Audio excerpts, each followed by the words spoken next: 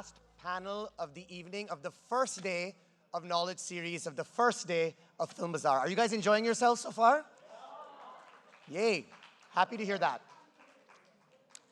Okay, without further ado, this year we've actually really ramped up our book to box office vertical. We did something last year for book to box office, but this year we've made it much stronger, much more curated. We've added a jury, we've added consultants, and there have been this entire group of amazing people who have really helped us shape what book to box office looks like this year. There were 60 titles that came in. We narrowed it down to 30 titles that we think can be adapted into shows and into films. All those 30 titles, starting tomorrow, will be on display at the Book to Box Office tent, along with the authors from those titles. The jury members for Book to Box Office, 6 of them who you will see on stage, have picked one favorite title that will do an open pitch at the Book to Box Office tent on the 24th. So please attend that. Please support these fantastic authors who want to break into making their work visible on the screen. So without further ado, may I present the panel, Book to Box Office, Faithful Adaptations versus Cinematic Liberties. Let's find out. Our speakers are Sidharth Jain with The Story Inc. Please give him a round of applause. By the way, we're also partnering with The Story Inc. this year for making this entire collaboration successful. So Story Inc., thank you for all your hard work in making this happen. Next, we have Atika Chohan, a celebrated writer in the Indian film industry. We have Ranjib Majumdar with Applause Entertainment. We have Mrinalini Khanna with Lionsgate Productions. We have Harini Lakshmi Narayan with EndemolShine. We have Radhika Gopal, sales agent at Tulsi, representing writers and directors. And last but not least, the woman who has really helped me mentor through this and has been my mentor through Book to Box Office and has helped me shape this entire vertical, Smriti Kiran, who is a producer with her own production company, Polka LightBox. Smriti is also moderating this panel. Smriti, I'll let you take it from here. First of all, thank you everyone for showing up. And Sidharth, Jitin, congratulations on a fantastic edition of Book to Box Office. I know how much effort it takes to put this together, but congratulations. And I hope that this goes from strength to strength, because one of the things that every creative professional working in the industry is always looking for is a good story. And of course, good writers. Thank you, Atika, for being here. I know that the topic of the discussion today is faithful adaptations versus cinematic liberties. But I really want to know from all of you who are working in the industry, greenlighting and curating and taste making, the kind of material that is looked at and then sort of put into development and eventually we see on screen. Does this have any relevance for the audience? Or is this just a talking point, in terms of when the material comes out and you know it's an adaptation and then critics talk about it or writers on cinema talk about it? But how much of this is even a consideration for a creative professional? I want Sidharth and Mrinalini to take this question. So I'll keep it simple and short. And thank you, Smriti, for doing this. I think it really is a function of how many copies of the book have sold. If the book has sold 10, 20, 50 million copies, then, then there is the question of being faithful to the fans and their expectations and trying to exceed them, if not, meet them. But I think in India, largely because fiction books don't sell in large numbers, it's not that important a consideration. I think then what really is important is that are we faithful to our storytelling? And if can we, and we are responsible to the audience to give them the best experience in the format that we take it to them. So I think it's really a function of how much they've sold. The way I look at it is, reading a book is a very personal experience. And sometimes experience like that, you want to have it translate into a collective experience. And that's what happens when you take a book into a visual medium. And that's the standard of evaluation I choose to have, that does this story deserve a bunch of people to watch it together and experience what I'm feeling right now while I'm reading this? And I think that also means that there's something unique and special about that story that allows it to translate across mediums.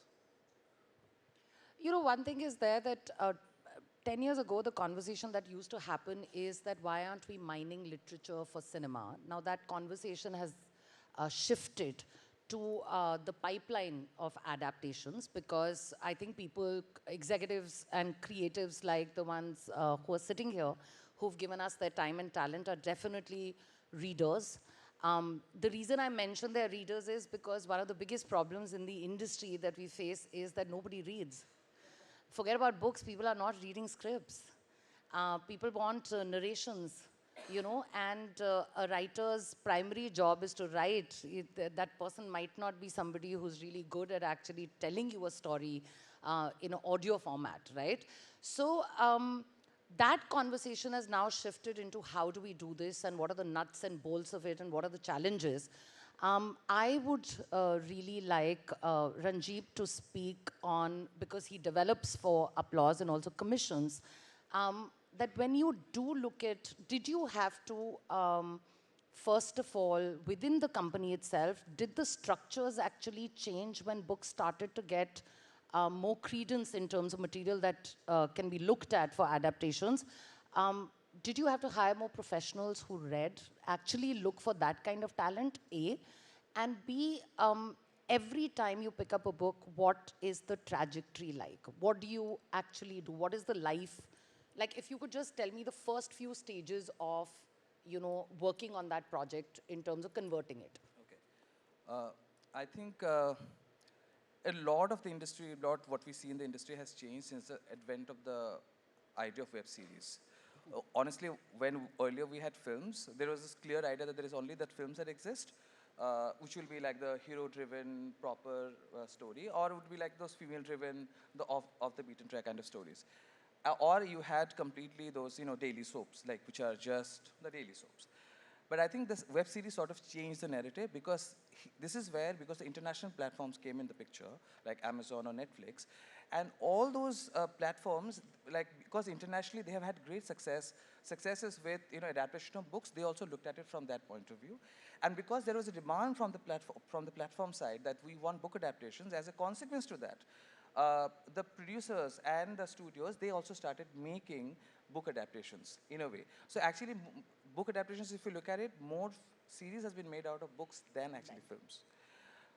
Now, when I have to really adapt a book, one of the key things that I have to look at it is like how, if I'm adapting into a series, so many books I actually really like a lot. Like, for example, say a book like Hachar Gochar, Vivek Shambhag's astounding piece, right? Book. But while I really appreciate the book as a book, but I am fully aware of the limitation of this story, that how I can't make it as a series, okay? Even as a film, I know that it will be those very, like the erudite one, that specific film that can get into festivals. So when I'm adapting a book, it also comes with that limitations of which format that I'm adapting it to. If I'm adapting it to a series, it comes with that thing whether it can serve the, like a, because also when you are serving to a platform, and if I'm making as a studio, and when Applause is making a series for a studio, I would actually look at something that will get into multiple season. Because then when I'm making like every time selling a fresh series is a struggle. Once something gets greenlit and the consequent seasons can go on, that really helps me a lot as a studio. So that way what happens that if a story has that multi-season format possibility, has higher chances of being made. So I look at it from, if I'm making it a series, I look at it from that perspective, whether it has that possibility of multiple seasons. Yes, of course, there would be some story that would really like to tell, like for example, Sid has made, and Mrinalini has been part of it, Trial by Fire, which is a limited series, astoundingly done, but you know that it's a great story, but you can't mine it for the second season. It also has that commercial limitations, you know? So that is one thing that I really look at it. But when it comes to films, one key thing that limits us is that because our industry is very male-driven industry, how much of it can actually serve the male ego. And I mean, sorry, but that is the way the industry thing is. And it is a bit difficult, and it's an uphill task, it's a battle for all of us to fight. But that is the key thing that we have, because there are so many stories, like there are so many stories by Mahashweta Devi, one of the great feminist writers that we have in our country. I've been wanting to adapt, but it's very, very difficult to get those kind of stories to be made because it doesn't serve the narrative that we want to build. I remember having this conversation even when Sacred Games came out. And there was a lot of conversation about the female characters in the book. And there's a conversation that started at that point of time that said that, you know, one could have taken creative liberties at that point of time to, it is a story about men at large, but there could have been creative liberties taken to really work on the women, though the character that Kubra plays is actually just a sentence in the book and has been given body by the writers. You know, so that is something that a lot of people didn't know at that point of time. So that brings me to Atika. Atika, when you do get a book, you are doing a bunch of book adaptations right now. You're currently working on those. What are your primary challenges? How do you approach that? What do you look at apart from having a discussion with the creative team? What are your first few steps when you start to adapt it? The first thing that I have, as a creative, over the years, I've developed a work hack for myself when I do adaptations is that I basically distill the story or the concept or the book to its basic philosophical core and try to understand how I can reinterpret it for the time that I am in, because, and the voice that I am, the experiences that I bring to my life. I am, in that sense, I try to universalize the story through the emotional spine, and of course, I need to be faithful to the philosophical approach or the attitude that is inherent in the text. But I don't limit myself that I have to be excessively faithful or obedient to the dramatic flow of the original text. So I anyway give myself that freedom, that I will not interpret it for its dramatic flow. I will be faithful to its philosophical narrative or its promised themes. Sometimes I will use it exactly because I want to now make a comment on a narrative that existed 60 years ago or 30 years ago, so that we can now re-engineer this for the time that we are in. Perhaps there was some latent misogyny, like just speaking from, there was perhaps some, you know, some texts are like very famous, but they carry like instances of latent misogyny.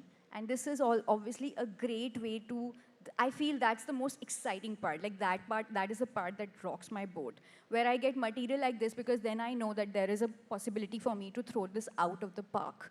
Because the fact that it's already really familiar with everyone, and then you can kind of like tend to make a point around that, which is far more relevant for the time that we are in, and basically call out misogyny that existed in all this time, and basically make you awaken to the conditioning that you've had. So looking for those kind of opportunities. You have to stay primed for that. You have to constantly educate yourself. You have to constantly work on yourself. Like, so for me, harnessing all of that will only be possible if I already work on my voice.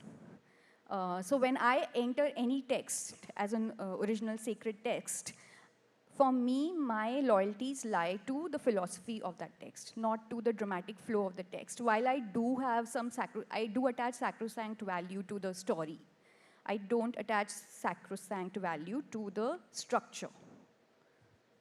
Is there anything that limits you?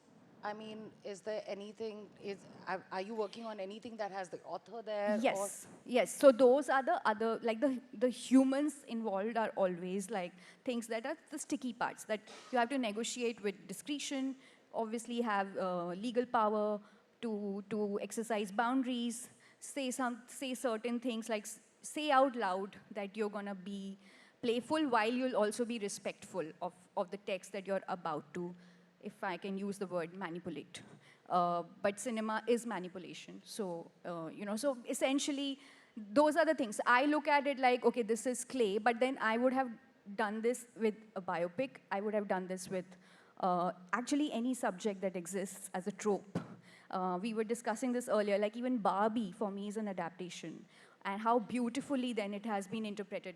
by one author or director with a certain kind of voice or a lens. And she has done her own number on it. So I feel that's the beauty of doing adaptations, because you're literally, that is what gives you that reach and access. But each creative will bring their kind of energy to the interpretation. You know, the other thing is that the reason books are also attractive is because these are stories written by people who are not working in the industry, so there's a freshness to it. The other thing is that everybody feels that there's ready material and there is going to be less development time, but there are flip sides to that. So I really want to know from Harini and Mrinalini that what anyone who's not actually working on that, what is the lens of studios and producers and platforms as far as book adaptations are concerned in terms of the conversion time that is required for it? Well, I think, unfortunately, the metric that gets used for why a book should get adapted is, like Sid said, depending on how popular that is. And that's not always the best metric. And I think the challenge then begins to package it in a manner that makes it more appealing. And that packaging usually means a lot of other things other than the book. It means who's going to come and adapt it, who's the director, and of course the cast. And I think also, while you pick up a book thinking it's going to make it easier across development, you end up having to sell the book because a lot of people may not have accessed it in its core material, and then you have to explain to them why it needs to be seen in a different form and why it's relevant. So I think historically, adaptations started with a different ethos where you said, okay, you were making up for the lack of research time. You were making up for the lack of other commercial resources that went into building worlds that you may not have easy access to, right? Epics, I think, deserve adaptations. Like narratives in which you build sprawling, fantastical worlds, I think completely deserve adaptations. But at some point, we've segued into it becoming de facto standard that, now it is just that, okay, because there is such a large commercial consideration attached to this, let's just see it straight up. Let's see the beginning, middle, and an end. And then, let's have everybody in their comfort zone and then say, okay, this is the story. This is exactly what we're going to be doing.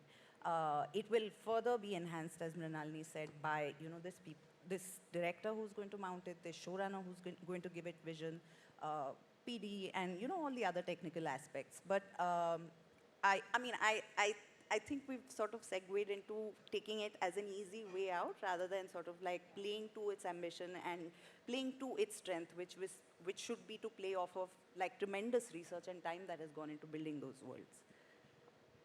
But, if the very idea of, I think it's a two-pronged thing that, of course, you're getting original writing from a set source, you have a book. And the other thing is to cut down on development time. Now, these are two different things. There could be an idea that you get from a book that is fantastic, and then the conversion time is even more than what an original idea might have taken, because you really need to then kind of work on that. And the second is that you actually get something that you would like to just faithfully, so to speak, adapt. So where do you get the sweet spot? How does that work? If you get a book and somebody says, okay, fine, now just adapt it, but you as a creative can see that we are not fully doing justice to this because we are actually not, transferring it to another medium and really exploring its potential. How do you hit that sweet spot? So I don't think it's a one-size-fits-all. I think every project has its own journey and its process. In some cases where it's really challenging and it can sort of lead you astray, because there are several examples of adaptations having gone horribly wrong, right? Just because of agendas not aligning and visions not aligning. So, I think it's important to question the intent for your adaptation first.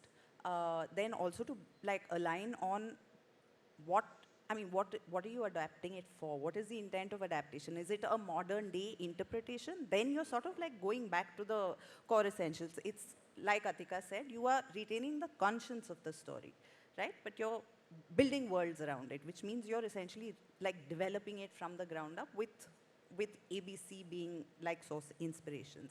So, I mean, I like the sweet spot is something that one has to really like seek from project to project. But I mean, you're essentially guided by how convincing your characters are, how compelling they are, the sort of worlds that you're looking to build with this material. If it's a new world and, you know, if it is exciting on screen, if it's the sort of thing that's never been done before, then you want to fight for its chance to be adapted and to be interpreted in a new syntax for a new format. So I mean, I really think it's a case-to-case basis. Sid, you want to Yeah, I just want to add one thing. You know, I think it's very important to keep reminding ourselves that the publishing industry operates in a different way, and the screen business operates in a different way. Why books get published in India? There's a different lens to the reader audience that they cater to. I can, you know, my large guess is that most people who read a lot are not consuming enough, you know, video content in our country.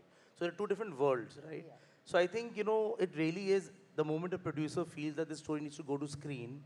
For me, I forget it's a book. You don't have to get attached to that fact. What you need to do is actually faithfully make sure that you're doing your best job as a group of individuals who've come together to make a film or a series in the best possible way. And then whatever needs to change or not change is independently tackled by the team. And it's got nothing to do with being faithful to the material and why it got published. And just last point, we have bought a lot of book rights in the last 12 months of unpublished, rejected manuscripts of publishers because I think they're more commercial and less literary. Also, I think, Smriti, what you were saying about the sweet spot, it also depends on what is the intention of picking up that book. A lot of times you've picked up a book which is either sci-fi or fantasy, and you know it's going to take 1.5 years to be able to bring that to a place where it's comfortable either in a budget or a timeline. Versus picking up a book which is about a newly married couple struggling to deal with adulthood, etc., which you know gives you a core and then you just have to build it to a certain extent. So I think that understanding, like I think Harini was also alluding to that if you know the agenda for why you've picked up what you've done, it makes it a lot easier to then straight away say that, dude, this book is still going to eat into an X amount of time, even though we've got the core and the source material.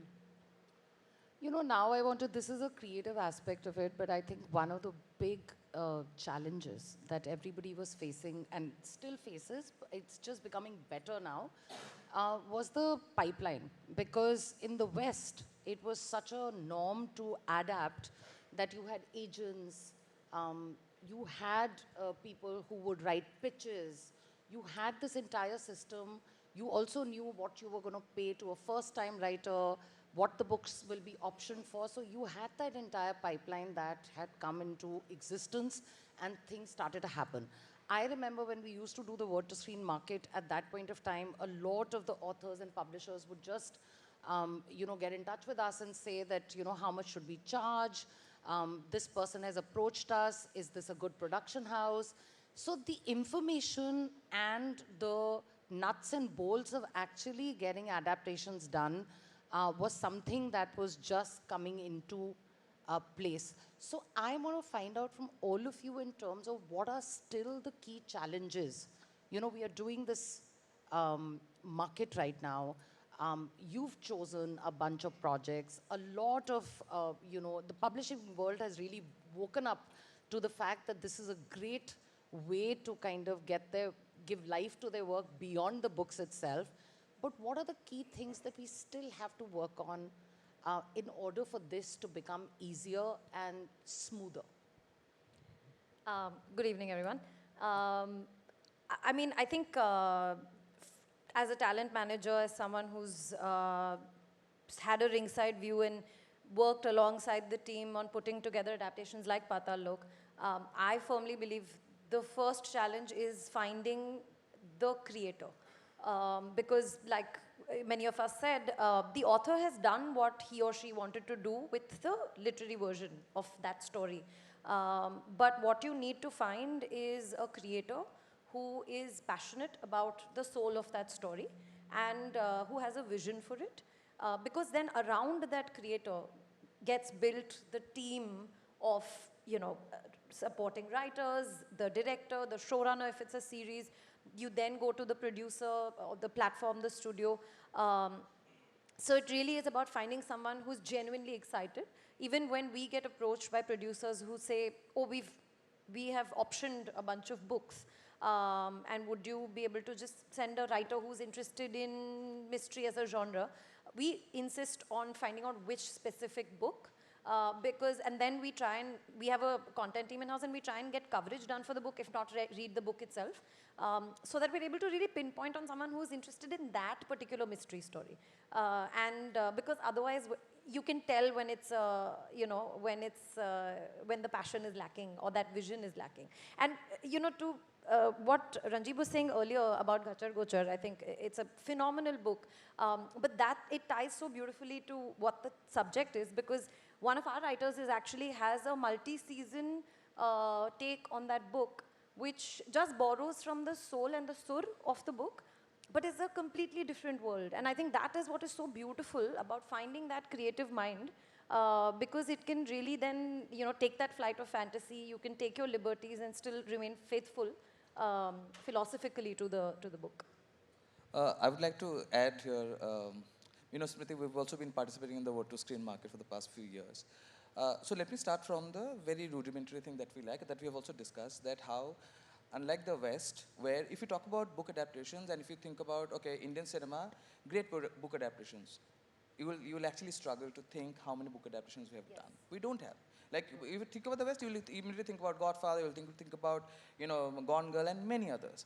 So, in the West, the way that they have, like, between cheap paperbacks to, Mills and Boons and the erudite literary fiction, you have this kind of books which are astounding page turners, great plots, which are very easy to adapt for screen. We don't have that tradition in India. Of course, there will be many in the audience here who would say, oh, of course, we had Ved Prakash Sharma and, Surendra Mohan Pathak.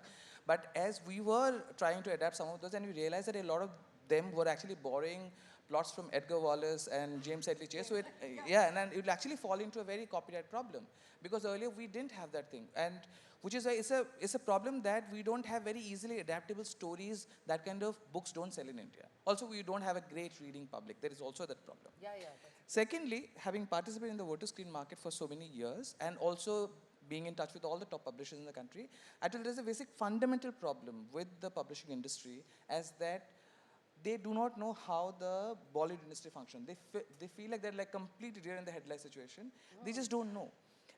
And even when they're pitching, they just don't know. I think there is a little bit of training program is required for the publishers. As to whoever is pitching, they should know what would sell. They should also do, just because, oh, I have this number of books, so I just want to pitch. That doesn't work. You should do a little bit of research. What kind of stories are working? What kind of stories could work? Study the industry, and then you can make a pitch.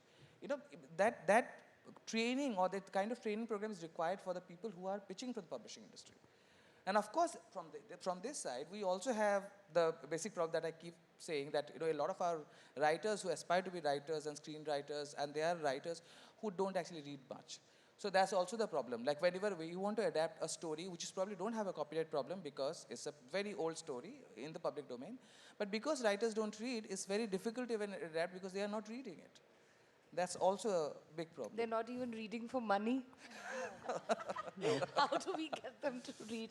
Mrinalini, I'm so sorry, but we met last night for dinner, and I wish all of us could be having dinner together, because that's when the best conversations happen and the real secrets come out. But Mrinalini told this hilarious story about, I'm not going to say anything, but you just... So while I was working for a company, we were also doing a lot of non-fiction. And we had to develop a pitch about Mohenjo-daro. So one of the kids in my team said, oh yeah, the Hrithik Roshan movie, right? I said, no, the Civilization. And it just made me realize that, the gap between what gets consumed today and what is considered literature is so huge, because we actually come from a culture where in the early 2000s, we were dominating when it came to Booker Prizes, right? Yeah. We've had some of the best writers come out. I mean, within the Commonwealth, we've had some of the best writers come out. And it's amazing how we haven't been able to take that across. And that actually says a lot about us as an audience that consumes literature than it does say about us in terms of what we consume as a visual narrative.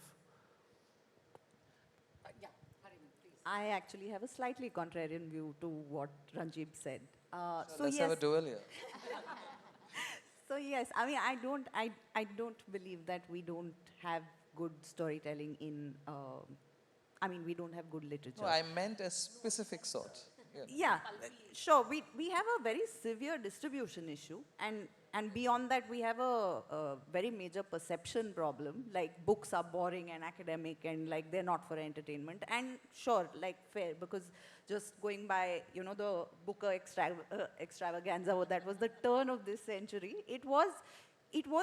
These were all very sort of inward-looking narratives, right? A lot of it was internalized, which becomes a real challenge when you're trying to adapt it to the audiovisual medium, because then you have to, then you have to take your adaptation very seriously. You have to externalize this, just gachar gochar. How do you do that? You have to like take it away from its origin, hopefully while retaining sort of its intent and its purpose, and just to be able to break down like the socio-economic fabric of that time and place, but add plot to it, add momentum to it, do all of those things. But that said, I do think vernacular does this a little better, perhaps because, and I can only speak for the South because I am really like sort of invested in the literature and the cinema of the South. But I find that sort of book-to-screen journey is a little more faithful in its intent, not in its adaptation, faithful in its intent than it is on a pan-Indian scale. Also, on a pan-Indian scale, we are trying to homogenize so much that you lose the nuance of, why this book was written, why this character exists, why this journey is important. So yeah, I think, this is also why like Sid and Storying, they sort of fill a really essential void, because he knows what he's pitching. He knows who he's pitching to. He understands the gap that he's trying to fill. He knows what the market is looking for. He understands. He's the key to all our answers. Yeah. Yes. What was the question you asked? No, but I asked about the challenges because, we've really progressed, I know, in the last 10 years. But yes, the conversions are low. And there are, with anything nascent that is being set up, the number of agents, the literary agents, the kind of work that Harini rightfully said that you've done, Sid. One important thing that emerged from our conversations that we were having earlier, all of us when we were sitting and chatting, is that earlier there would be this questions that everybody would ask, that how much should the author be involved, in the adaptation, in the process of writing. And I think some very interesting and very, very vital insights, I got from talking to you guys in terms of that relationship. I want you guys to speak a little bit about that, because I think that will be illuminating for everybody. Because just because somebody has written a book and you're adapting that book, what do you people feel is the role of the writer or the author once that book is getting optioned? Sidharth, I want you to take that, because you're the person behind so many books getting optioned in India. Right. So, I think largely the author's work is done once he's written the book. In fact, a lot of authors have reached out to me in the last few years, and they ask me, should we now write for a film, the book? My book is so cinematic. And I tell them, no. The reason we want to take the source material from you is because you're spending 2-3 years, you're getting frustrated on weekends, late nights, early mornings, and putting in that rigor of writing a story, thinking through so many factors over a long period of time. And we want that research that you put into writing the characters and the world building, the character building, and the layers and the depths, which usually are there in books and not enough in screenplays. And so the author's work really is that. And as producers, filmmakers, screenplay writers, we take that world, all that work that's done, and then now we are thinking of the industry that we are in, and we don't want to think like the author. And I feel respectfully, it's a great collaboration, because content making is a collaborative medium, right? So they have played their role. Now it's our role to pay them the money, give them due credit, take the journey forward, and then, figure out the right way to tell that story. So authors, Unless it's non-fiction, then it's different. Then their role is very important. I would just say that because I'm adapting a non-fiction book right now into a fiction limited series, while I know that I would really like to have bargain for creative power over what, for my creativity, I also know that the author, the original author, is a very important resource, someone I would like to continue to stay in a healthy tension with. Like, I'd love to constantly go back and like revisit the changes that I'm making and soundboard that on, while I would want to be in an ideal situation where the relationship is defined by certain house rules, where we know that while I would really respect their opinion, because we definitely want to continue to mine source like resources or like knowledge from them, which may not have been even in the part of in the book, but there was possibly something that they found out in their research which did not make it to the book, which can now shed some light on what we are doing or what we want to do. So I never want to destroy my relation completely unless we have hit a point where we know that it's not working out, and it's best that we do not right now, like, stay correspond over this because this is getting toxic. So that is the only time when I wouldn't want the author in, but otherwise I would always want to negotiate with the author. If I may quickly add to that, in my experience with adaptations, I've realized that it's almost impossible for the author to maintain objectivity about the book. And whether it's being adapted into a cinematic adaptation, whether it's a podcast, whether it's a play, it's important to understand that every format needs its own kind of writing. And there are very few writers who have mastered that craft across different formats. The author has done their best version and put it out on the pages. But if Shakespeare was to attempt to write Heather, I'm sure it wouldn't look the same. It needed Vishal to come in and, reimagine it in his own way. So I think classics or even, more recent literary releases should do what they do, which is excel in the format of the book. The author should, of course, make themselves available to the extent that the team making the adaptation is doing it, but otherwise maintain a respectful distance, because it's that lack of objectivity will end up becoming an interference. Mrinalini, one last question. After that, I'll ask a concluding question, but why aren't the conversions happening? Why do you think that there is a gap? I want to know from everybody, actually, but I'll put this question out to you, Harini and Ranjib, for now. Well, I think Harini brought up a point which is really, really interesting. And the thing with literature, whether pulpy or classic or somewhere in the middle, is the fact that it brings out the thing that's so beautiful about India, which is diversity, right? And unfortunately, I think the challenge we face today, despite this coming of the subtitle, which I love, which has allowed us to consume content from not just all over the world, but across our own country, is the fact that everything has to be somehow mainstream. And I think that definition of mainstream is, ironically, a very tight, claustrophobic definition into which a lot of books may not come in, no matter how much you package them and no matter how much you try and convince people that this is needed.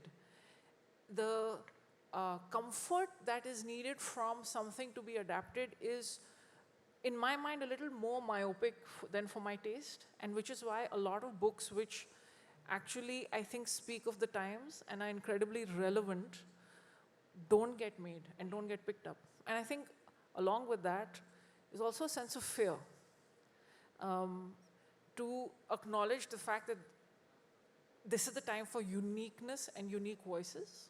And until we don't overcome that, I don't think we'll be able to do justice to the work that's being done directly on paper, or even the kind of books people want to pick up to adapt as creators themselves. I think this conversion problem largely is because, as she rightly pointed out, that we are a very diverse country and such diverse language and literature, but whenever we are making a content, it's almost trying to make it homogeneous, and which is why it gets all difficult. I'll tell you from a personal experience. So we are adapting this landmark Bengali historical novel written by Sunil Ganguly, who is a Gyanpith Award winner also. It's called First Light. Okay, and the story traces the trajectory of Tagore and Vivekanand from their childhood to adulthood, while there is another standard story, love story, that traces along. I've been struggling with the story for 4 years because every time I'm writing it and it's like full beats done, then I've realized, oh, it won't appeal to somebody who is sitting in Bombay and watching it. How to make it interesting. And because I'm exploring the story of Tagore now, who is a poet, and another person is a spiritual guru who becomes. But a poet's life can't be as dramatically, like crazy stuff won't happen in his life, And he's also his family life was very, very intellectual, erudite. All the intellectuals of Bengal used to, gather in Jora Thakur Bari. So then what did we come up with? No, let's make it more dramatic. Let's make it more interesting. I'm telling you, even I'm being like complete the devil here. So I thought, okay, let's make it more dramatic. What element could we introduce? Yeah, to make it more wide. So I thought, okay, let's put it in the, because we are in the British era, we are not independent yet. Let's make the British as the villain, and let's make the rise of nationalism as the very dramatic one to sort of counterbalance this thing. But still we are struggling because it's just so difficult to make a story of a poet palatable for the mainstream audience. And this is the classic struggle. I don't know, I mean, we all are struggling. I hope we succeed. I mean, that's the struggle we all have. Yeah. Actually, no, the market is. So to draw this back to the market. No, I love this. I love this ping pong. It's the market, but it is, right? And I mean, just on the matter of conversions, I think as many original creations sort of don't make it to the finish line as adaptations. But I think this is purely a commercial consideration on many levels, right? It is, currently we are experiencing what somebody described to me as an oversupply problem. So when that is the case, then you want to sort of like wager bets on very, and this is a market. I mean, this is how economics works. And then you want to wager bets on those 3 properties that you know will hit like 1 billion viewers or 2 billion viewers. So I think this is a moment in time. It is a cycle that will pass as it has historically. But the conversions are abysmal right now. And I think one needs to sort of like do something. so which is basically my concluding question to all of you, that book to box office, this platform, and platforms like this that exist, what are the 3 things? And I want to narrow this down because we're all industry folks sitting here and consuming this discussion, that in order for conversions to happen and in order for the pipeline to be smoother, which are the 3 things that you would like platforms like this to address or be addressed in general? Well, I think a platform like this would really work if it allowed both authors as well as agents a lot more time to work on how to pitch what they want to pitch. So a lab. A lab that runs, that tells you how to pitch and how to... Because unfortunately, I think what the pitch ends up doing is becoming a sort of report card for the actual book. And I think that in itself is an unfortunate art form we've all had to inculcate in our lives and businesses in order to be taken seriously and get the book across the finish line. 2 things. I think one is as an industry, as producers, and we should look at, we should get past the big publishers and focus on self-published material. I think there is gold over there, which has been neglected by the industry. So that's one. The other thing I think which is really important, and I think the most important thing for me, in platforms like these, what we expect is that the author comes with his book, and we work with him on how to adapt the pitch. No, that's old school way of development. You take an author, take 2 authors, you flip the books. Let this author adapt a pitch on this guy's book and this on the other, and you see the objective material that comes out. That is a better way of selling and outlining a story, because you have to be objective about your own story, and what you should pitch is not the book. Pitch the potential of what the story can become for screen. So if we focus on not the material, but what the material can become, we sell dreams, no? You sell a dream, they'll buy. I sold Mrinalini so many dreams. Some of them were nightmares also. But we have to go beyond conventional setups for if you want a different outcome, no? The input cannot be the same. So I think we should change the fundamental way we look at development in general. Then keep on pivoting, keep on trying And new also things. the lens of development has to change. That's the main important thing. I have, sorry, please. I have one thing to add. I think a lot of the people sitting here, including all of us, I think all of us converse and sort of move in the language of English, okay? I think there's a whole lot of literature out there because I was talking to Esha, who sort of runs the Calcutta book fair, which is one of the biggest. And one of the key problems that I find is that I'm a Bengali, so I can read Bangla, okay? So if I want certain stories from the certain publishing house to be pitched to me, it's only I can read because it's written in Bangla, because it's not getting translated in English. So I think a lot of this regional literature, if not the entire book, I know the translation is a long and arduous process. If you could just, like the bare bones story, the 3-pager, could be made of this great regional finds that could be done in English and could be pitched around. I think it would really help and it would really open a reservoir of things that we are not even aware of. That is one. And secondly, that I said earlier, I think people who are even pitching from the publishing side, even authors, I think it is imperative that they should research the industry that they are pitching to.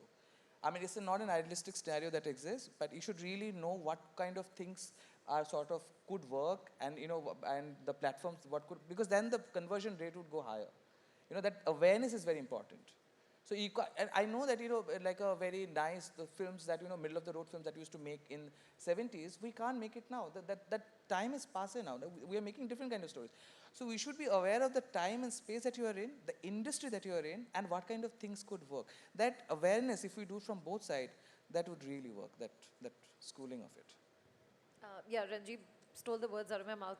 This one afternoon in the office, I started talking about books or stories that I'm familiar with as growing up as a Tamilian, and also having exposure to Malayali literature and content. A lovely Maharashtrian colleague started telling me about some Marathi books his grandmother used to read him to bed. A Gujarati colleague started talking about the treasure trove he grew up with. So I was just going to say the same thing, that there is, beyond some of the more recent, pulpy mainstream Indian English literature, I think we're actually losing out, and someone needs to wake up to this. There is a wealth of content, which is of books, of literary material across languages in the country. It's just a question of access. It's also a question of curation, because often it's out of sight, out of mind, and then one filmmaker or one creative person finds, the gem that people have been too nervous to adapt, or people have completely forgotten, and then a Ponniyin Selvan happens, and then everyone's talking about it. But similarly, there are sagas, there are short stories, there are exciting detective series. There is so much that is just waiting to be explored, and only because of this problem of curation are we unable to access and tap into that wealth. So I hope that and me and a few of my colleagues since that afternoon have been trying to brainstorm about ways to do that. So hopefully with the amazing people on this panel, Jitin, his team, and many others who are attending Film Bazaar, we'll be able to address this.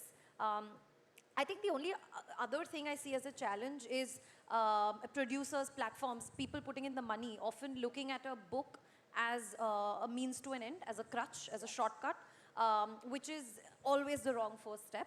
It's about understanding that it is a starting point, and giving it the time and patience to bloom from there.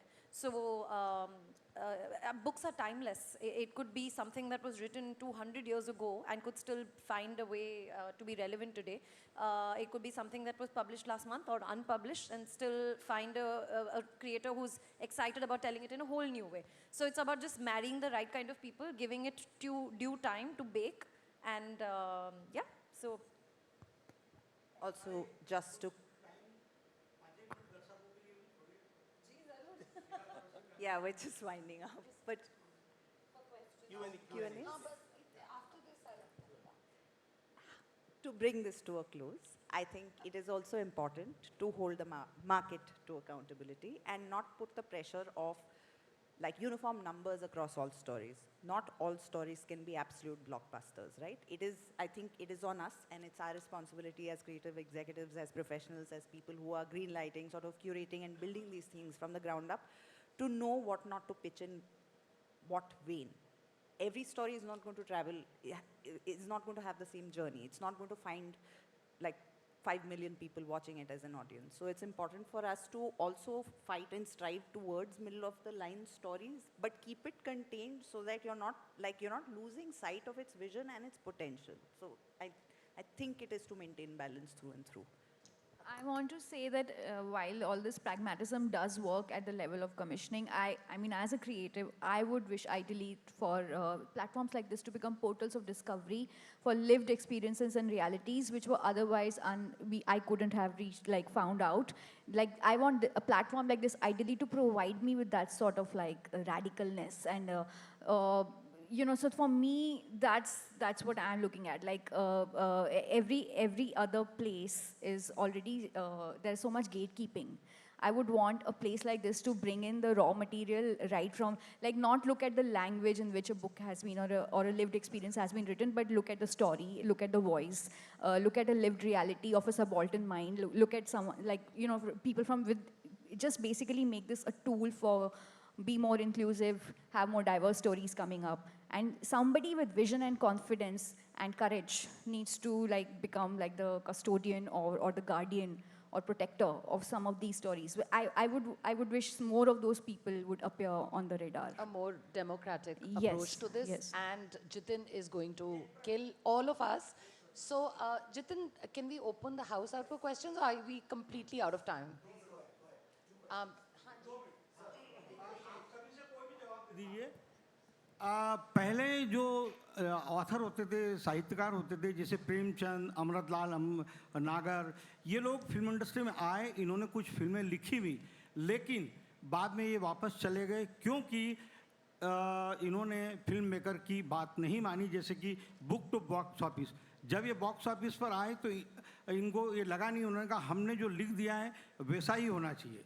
लेकिन फिल्मों के लिए जो cinematic liberty है वो कभी कभी book से कुछ निकाल दिया जाता है, नया जोड़ दिया जाता है फिल्मों, वो अच्छा भी होता है और कभी कभी बुरा भी होता है फिल्म के लिए।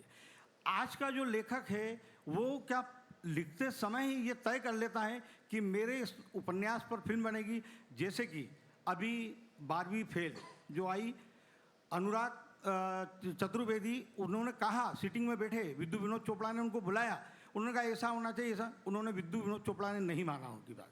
और जब फिल्म रिलीज हुई तो उन्होंने माना कि अच्छा किया विद्यु जी, आपने अपनी फिल्म मेकिंग की, इसलिए वो संतुष्ट हुए। तो आज का जो उपन्यासकार, लेखक जो बुक लिखता है वो पहले से ही तय कर लेता है क्या, क्योंकि इतना पैसा मिलता है अलग अलग प्लेटफॉर्म पर, तो वो कोई विवाद नहीं होता इस तरह का कि आज कोई उपन्यासकार ये तय कर ले कि मेरे बुक पर फिल्म बनेगी तो मैंने जो लिखा है, मेरी जो उसमें अभिव्यक्ति है, मेरा जो कॉन्सेप्ट है, वही का वैसा होना चाहिए। कोई भी जवाब दे दीजिए। सर, वो तो इसका कोई एक्चुअली हम में से कोई ऑथर नहीं है, राइटर है यहाँ पे अतिका। सर, इसका कोई वन रूल नहीं है। आई थिंक ये एक इंडिविजुअल डिसीजन है और हमें सबको उनके हिसाब से इस तरीके को सॉल्व कर देना चाहिए। अगर कोई इस तरीके से इतना स्ट्रैटेजिक हो सकता है, जो मेरे हिसाब से मुश्किल है, मगर अगर कोई हो सकता है तो आई थिंक उन्हें वो करने देना चाहिए, और जो नहीं हो सकता है उसको अपने तरीके का एक डेमोक्रेटिक रूट ढूंढ लेना चाहिए। हमने बाकी बातें जो अडेप्टेशन पे करनी थी वो तो कर ही ली हैं, like that was largely the part of this discussion. So I think वो आपका आंसर था ही एक तरीके से। नहीं, लेकिन एक लास्ट वो असल में जो राइटर्स हैं, मतलब क्लासिक राइटर्स, उनकी जो रचनाएं हैं उसका एडेप्टेशन के बारे में जानना चाहता था कि जो स्क्रिप्ट का एक सीड फील्ड का फार्मूला है, सेटअप, कन्फ्रंटेशन और रिजोल्यूशन, फिर बीच में प्लॉट पॉइंट भी आता है, तो क्या इसके हिसाब से हमको उसको चेंज करना चाहिए जो अगर है एक? I would like to answer this. So आप देखिए, वो एक फेमस ग्रीक प्ले है इडिपस रेक्स करके, जो काफ़ी फेमस है, बेसिक में पढ़ाया जाता है लिटरेचर में।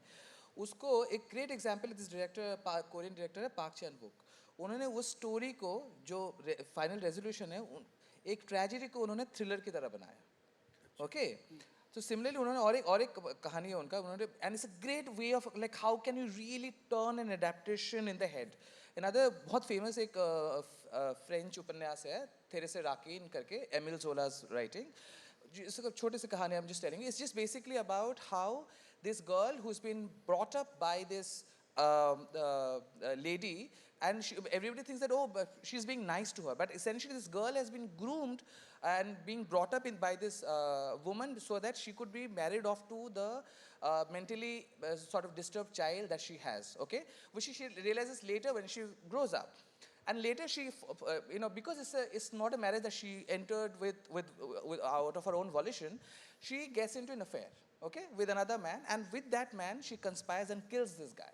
But of course, they are haunted by this. Now, this is a very basic, and it's a great example of French realism. इसी कहानी को पाक चैन बुक लेता है, और इसमें जो ये तीसरा बंदा आता है बाहर से, जो अफेयर करने आता है इस बंदी के साथ, और उसको मर्डर करना है, इसने उसको घुमा के एक वैम्पायर स्टोरी बनाया, और उसको बनाया प्रोटैगनिस्ट. तो ये जो है ना, ये आप कोई भी क्लासिक स्टोरी ले लीजिए, वो ग्रीक से लेके शेक्सपियर से लेके पूरा फ्रेंच कैनन है, रशियन कैनन है, आप कोई भी स्टोरी को लीजिए, पर आपको घुमाना होगा इस कहानी को. वो कहना ये है कि ठीक है आपने जो बात कही, लेकिन मुश्किल ये है कि जो देवदास है उसके 11 एडेप्टेशन हुए हैं. बरुआ के सन 34 में बरुआ के देवदास से लेकर 54 में बिमल राय का देवदास, उसके बाद आप संजय अनुराग कश्यप ने किया, बहुत जनों ने किया. हाँ. लेकिन इसमें एडेप्टेशन है, और बरुआ ने उसके पूरे को चेंज कर दिया है, पहला जो एडेप्टेशन है. लेकिन देवदास बिल्कुल, इनका बिमल राय बिल्कुल एकदम किताब के पन्ने के हिसाब से चलते हैं. नहीं सर, और मैं आपको और बताता हूँ एग्जाम्पल. मुकद्दर का सिकंदर देखिए, देवदास का स्पाइन है उसमें. आप प्यासा देखिए गुरुदत्त का, देवदास का स्पाइन है, बिकॉज वो सेम स्टोरी है, पर उसने देखिए अलग तरीके से सोचा गुरुदत्त ने. मैं लास्ट के लिए कह रहा था, अंत के लिए. पाकिस्तान के एक अपने बड़े फिल्मकार हैं, नाम याद भी नहीं आ रहा है, उन्होंने जो देवदास अभी लेटेस्ट जो उनका काम हुआ है, उसमें जो पारो और देवदास है, उसका क्या करते हैं मालूम है? उसका अंत रिजोल्यूशन क्या है? वो देवदास का शव है बाहर रखा हुआ, वो जला दिया है उसको, क्योंकि उसकी डेथ हो गई थी. पारो दौड़ती हुई आती है, दरवाज़ा खोलती है, और वो उस देवदास के चिता में कूद कर अपने को ख़त्म कर लेती है. तो यहाँ तक क्या एडेप्टेशन मंजूर है? इतना चेंज क्या मंजूर होना चाहिए? सर, क्लासिक कहानियाँ जो ऑथर मर चुके हैं, आप कर सकते हैं किसी भी तरीके से. अगर ऑथर जिंदा है तो आपको वो मुश्किल होगा. Please check with the lawyer. वही है, 60 साल का ही नियम है. मैं इसीलिए आपको बता रहा हूँ ना, जो 100 साल से डेड है, डेड एंड गॉन. हमें क्या पता. नहीं, शरद चंद्र का जिंदा होता तो अनुराग का देवडी अलाउ नहीं करता ना, पर हुआ. पहला सवाल था, उसमें मैं कहूँगी सबसे बड़ा एग्जाम्पल है तारे ज़मीन पर और स्टैनली का डब्बा. Amol Gupte was not happy with what Aamir did with तारे ज़मीन पर, बट वी ऑल नो कि वो फिल्म क्या निकल के आई. बट इवन स्टैनली का डब्बा was an amazing movie. So like this said, it's a discretion of the author and film maker. तो फिल्में तो सब अच्छी बन जाती हैं. Thank you everyone, and last question, does anyone have one more question?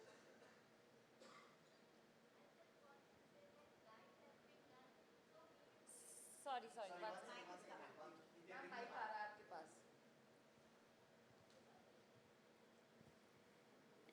I just want to add that guide has been made so beautifully.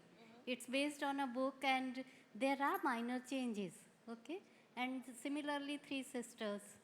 But So, even but the author, even that author was unhappy with the adaptation. He was not happy, but later he accepted it, that it's done beautifully. Correct. There are various examples.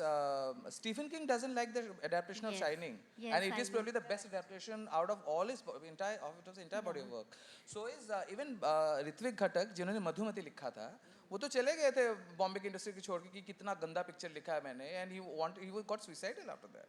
But देखिए वो कितना influential picture है. But many writers were happy later. You know, they came back from Bombay, not happy, but later they said that no, it's okay. Like Tisri Manjil and so many films. Correct.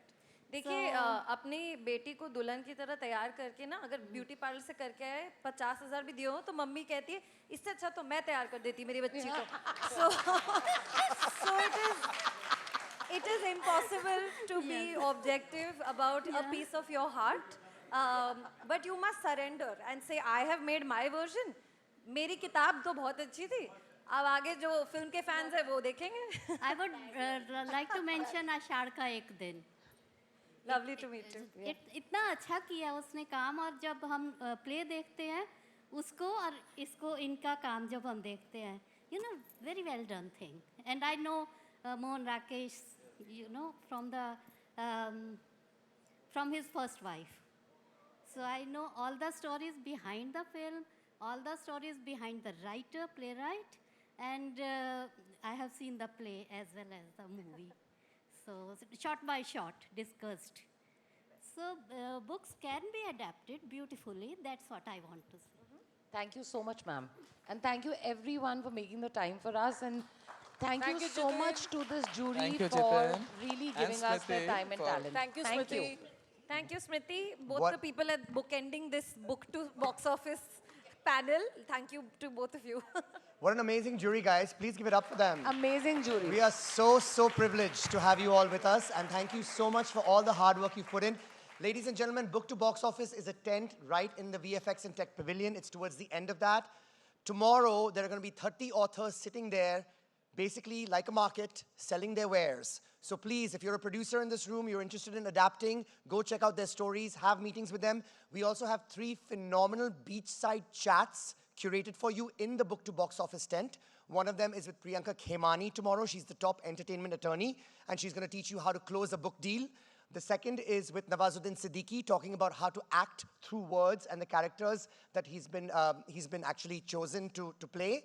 And the third is going to be with Nayanika Mehtani, who's actually in our audience today. She's going to talk about the reversal of how she made Shakuntala Devi, the screenplay, into a book and is working on a couple of other projects doing exactly that. So we've got a fabulous program curated for you. Please join us and let's make Book to Box Office a huge success this year. Thank you all so much.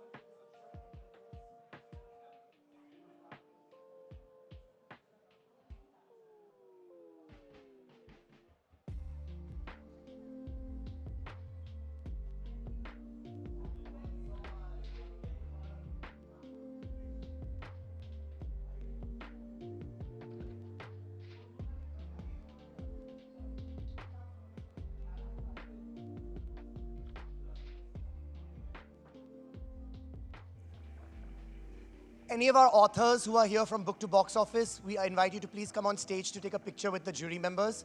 Any of the authors who are going to be representing their books over the next 3 days, come and meet the jury members and take a picture with them, please. Authors only, authors only.